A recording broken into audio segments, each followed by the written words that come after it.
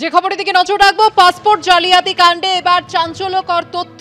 ইডির স্ক্যানারে এবার 500টি ভারতীয় পাসপোর্ট অফিসে ইতিমধ্যেই 500টি পাসপোর্টের তালিকা পাঠানো হয়েছে। পাসপোর্টগুলি জাল করা হয়েছে বলে মনে করা হচ্ছে ইডি সূত্রে।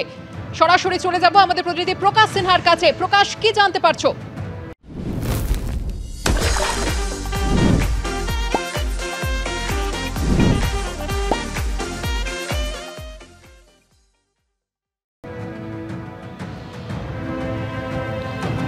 দেখো সুকন্যা, তোমাকে বলে দিই, দু একটি নয়, 10, 20, 50 বা 100 নয়, 500টি পাসপোর্ট ইডি আধিকারিকরা মনে করছেন যে জাল করা হয়েছে। এবং সেই সন্দেহে, যেটা ইডি সূত্রের খবর, যে রিজনাল পাসপোর্ট অফিসার, পাসপোর্ট বিভাগকে চিঠি পাঠানো হয়েছে। এই 500টি পাসপোর্টের তথ্য নাম্বার পাঠিয়ে সমস্ত তথ্য চাওয়া হয়েছে। কোন সময়ে পাসপোর্ট তৈরি হয়েছে, কি ডকুমেন্ট জমা দেওয়া হয়েছিল, এবং পুলিশের যে ভেরিফিকেশন, সেই ভেরিফিকেশন করার পর পুলিশের রিপোর্ট কী ছিল। অর্থাৎ ইডি আধিকারিকরা মনে করছেন যে এই 500টি ভারতীয় পাসপোর্ট জাল করা হয়েছে। এবং যেটা ইডি তরফে দাবি করা হচ্ছে, তুমি জানো, বাংলাদেশি সন্দেহে যাকে গ্রেপ্তার করা হয় আজাদ মাল্লিক, পরে ইডি তরফে দাবি করা হয় তার মোবাইল ফোন থেকে পাকিস্তানের করাচির একটা ড্রাইভিং লাইসেন্স পাওয়া যায়। এবং সেই সূত্র ধরেই কিন্তু তারা দাবি করেন যে আজাদ মাল্লিক আদতে কিন্তু পাকিস্তানি, পাক সিটিজেন।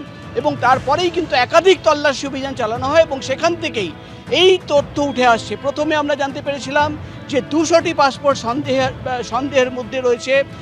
এবার কিন্তু 500টি পাসপোর্টের তথ্য চেয়ে পাঠানো হলো এবং ইডি আধিকারিকরা মনে করছেন যে এই সংখ্যা আরও বাড়বে। প্রতিদিন নতুন তথ্য সামনে আসছে।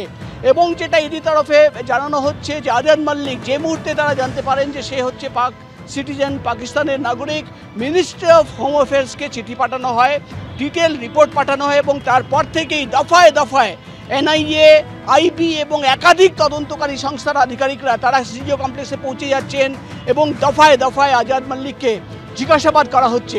এবং তোমাকে বলে দিই, যেটা ইডির তরফে দাবি করা হচ্ছে যে তারা কিন্তু হাওয়ালা লিঙ্ক পেয়েছেন।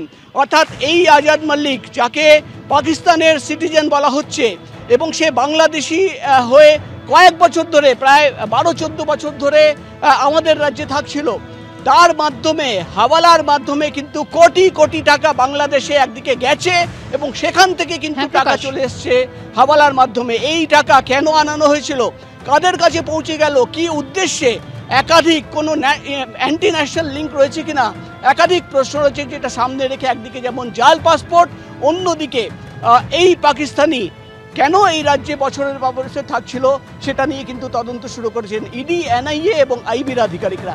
ধন্যবাদ প্রকাশ।